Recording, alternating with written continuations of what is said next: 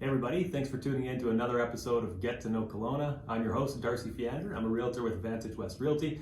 And today I have joining me Mike Prince. He is a globally ranked Hydrofly athlete. He is the captain of Team Canfly and the owner of Kelowna Hydrofly. Thanks for joining me, Mike. Thanks so much for having us today. Appreciate it. Yeah, not a problem. So let's dive into this. Why don't you tell us a little bit about where you're from and how you got started in the Hydrofly world? Yeah, absolutely. So originally from a little north of Barrie, Ontario. Right. I don't admit that too Great often. boy, yeah, I bet.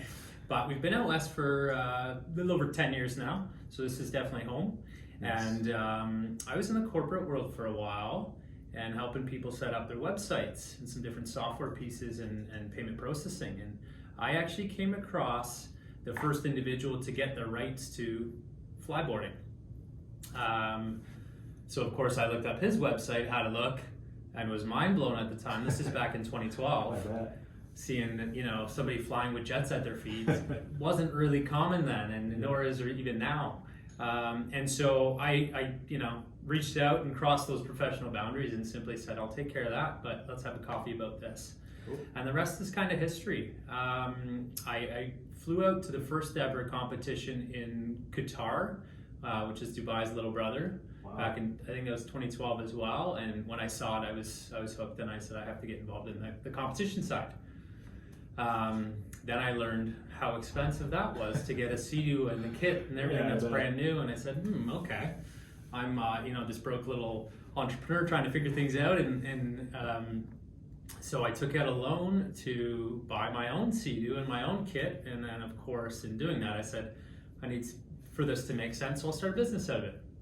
So yeah, that was back in 2012, and started with a partner first in Kelowna, and he had a Sea-Doo and a kid as well, and we hustled off the lake wall from night till day, just the two of us. And you're still here, so you did something right. Here we are going into our 8th summer this season. Amazing. And so it was a way to help me kind of fund my athletic side. I would take off and do competitions, and he would hold down the fort, and then share it with the masses. Bring it to your everyday person. Do you want to actually take a step back and just explain what it actually is? Because some people might not know that. Of course, yeah. So now there's an overarching term called Hydrofly. Okay, because flyboarding is technically a brand, and there's multiple brands involved at this stage, and then, but it's where you have a board at your feet, so you're strapped into wakeboard boots, okay? And the board is about this big here, and then you have 2 jets on either side of your feet that are pointing down underneath you. You're then attached to a hose, 80-foot hose under your board, all the way to the back of a Sea-Doo. So all that water propulsion that normally fires a Sea-Doo across water, 250, 300 horsepower, goes right to your feet. So in the competitive stage, we actually have our own remote, so we control it solely. Oh, cool. Of course, in the customer arena, not a chance. We control that. That's where the safety comes from. And people aren't shot 80 feet high. We start 2 feet off the water. Nice. A little safer. Yeah. Sweet. Yeah. And speaking of starting out, what was the business like when you started? How'd it go? When we started, it was a lot of work. Yeah. We underestimated every part of it, I would say. We jumped in.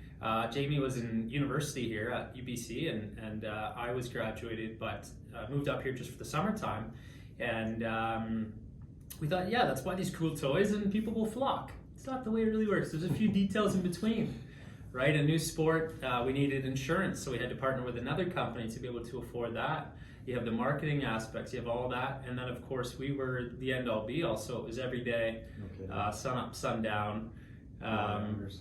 Yeah, but it was a really neat. I was actually sleeping in my truck because we lived in Vancouver at the time, and I was like, I can't afford 2 different apartments, and oh wow. So first summer and half a second summer, I actually slept in my truck. So I would park in the H2O, don't tell them, and use their facilities to work out, and force me to stay fit that way and use their showers, and then I'd sleep in my truck somewhere around this beautiful valley. Like the quintessential entrepreneurial storyline right there. Yeah. So it was fun, because now we look back at those, and my now wife, when she would visit with our dog, she'd come jump in the back of the truck with me, sleep for the weekend, and head home, and it was cool. Really neat times, but that's where it kind of all spawned. We were just that passionate about it. Very cool. Yeah. And you've been doing it, going into your 8th season now. Have you had any odd requests from people come through? Great question, and of course we have.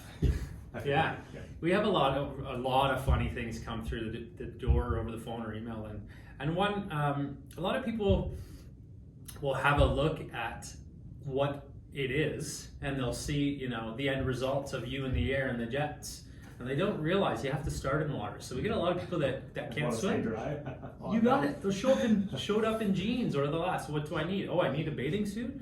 Yes, you do start in the water, and then we have to get you there. So that's a lot of the funny, unique stuff that we see, and that's constant. We see that every summer still. Wow. Like, no, you have to start in the water. We give you a wetsuit. But if you create a way to start from the dry, hey, we can do it. You'd be laughing. But it's not quite safe for the beginners yet. Yeah, you want a buffer of water, I bet. Yeah. Before you hit the ground. Yeah. And for the business, what are your goals for the next year? For us, it's constantly looking at how we can bring new fun things to the Kelowna crowd. So every year we're looking at new toys, because we're not only trying to bring new things to the tourists, but the locals as well, right? To keep things interesting, it's kind of our niche that we've done that every year, and we're always looking for new toys. I would love to bring back our shows as well. They bring a whole different element. We had a contract with the El Dorado for one season, Manteo, where we were doing them a few times a week, and we do daytime shows, and then we actually do nighttime shows in LED suits. Nice. I've seen that. Yeah, with lights shining on the jets as well. So cool. We'll do choreographed stuff. We've done big shows down in Vancouver for Lululemon, for another huge corporation, and my team still has a show contract in Ecuador that pre-COVID we were going every year, and so we do a lot of neat stuff like that. And so to bring it locally and show why we're so passionate about what we do, that's what I would like to see come back. So I'm trying to harness in some of the retired guys now and myself, and see if we can rekindle that and reach out to some of the resorts, and get that going again, because it's really what draws in. Everybody loves entertainment. Oh yeah. Right? So to sit there and it's a spectacle in the daytime, but at nighttime, when out of nowhere you see these lights start flying, and then we involve some other things as well. It's wild. It's really, really special. So I'm hoping to bring that back. Yeah, me too. Yeah, that'd be awesome. And what challenges have you faced over the last number of years running this business? What's it been like? I've faced many challenges, as you do with any business. Yeah. Right?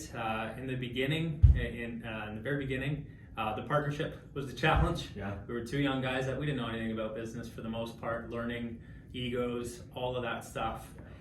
Looking back, we'd probably be really good friends now, but we had a lot of challenges along the way, as you do. And then, of course, finances, right? Breaking from that partnership and owning it all myself and saying, okay, I got to rebrand now. Okay. What does that all involve? Where's this money going to come from? And then, of course, living in the beautiful valley, we all love it, but it's a hot area, and we see fires, and we see floods, and we've seen it all in the last few years. And then, never mind the big elephant, COVID, in the last couple of years. Okay. So navigating all of that, as any business owner knows, change is the only constant, and so you have to be willing to change and adapt. And I was willing to do that quick at anything we needed to do, and always look at how we can still continue to be profitable, and yet employ at least 5 or 6 people locally too. Nice. That's a big passion of mine, as I love my staff. And we had a lot of change in the first few years, but now I have guys that have been with us still going into their 4th or 5th year. Amazing. And it's super cool to offer them the ability to learn constantly, but it's a challenge as well. Mm-hmm. Staffing in a seasonal climate, how do you bring these guys back? And so I look at it as more than a job for them. I look at it as a learning experience. Do you want to learn the behind the scenes? Cool, come with me. I'll show you how I do X, Y, Z. Mm-hmm. And I think that's what keeps a lot of our guys around as well. And we have a lot of fun. We definitely have a lot of fun. But yeah, as any business, it doesn't go without its challenges. Each year, something new arises. The city, we started without a boat or anything. And after 3 years, the city kind of said, you can't operate in this area anymore. And we were like, oh, okay, so we've got to figure out money to get a boat. And then we had to figure out the logistics of how we take people out in the bay. And then our timing was obviously a lot more different, so you figure out all that stuff. But so a few blips along the way, but we're still standing, and we still have a lot of repeat customers that come every year that love seeing us and love seeing the new toys, and we love seeing them. It's awesome when we see people bringing new friends the next year, and maybe they came as one family member, then they're bringing their whole family and booking the boat privately the following year. So that's the stuff that kind of keeps us going, the magic. That was my next question. What pushes you through these challenges? And I think you already said it, but passion for your staff, passion for your customers, and I mean, you obviously love what you do too. Like it shows. So. Totally. It's it really is our customers and the people, because as everything that starts out exciting as well, I'm not competing anymore, so I've kind of lost that ignition that I had there. But when I jump in and help operate as well, to see how the experience hits people again, always reignites me. Always. Cool. It's just so cool. From when we do private events, I've flown a 5-year-old. A 5-year-old that was doing 360s and dives and cool. So neat. To be flown 82 is our oldest. Okay, so that's the range, and everything in between, every capability, lack thereof, in between. Many people that can't swim and are afraid of water, and so that category in its own, we get tons every year, and when you see they start with so much fear, anxiety, resistance, and because we have a lot of experience there now, we sit with them, we talk it through much more than we normally would. We might put one man in the water next to them, one guy on the sea-doo, and we just take extra precautions. And when we're able to get that person up, that lights enough fire for another season. So it's really cool, and that's what keeps us going and keeps us pushing. From the customers to offering locals cool job and learning opportunity, and to hang out on a boat is neat. It's the water's my passion and where I love to be. So it's finding those like-minded individuals is what makes it fun.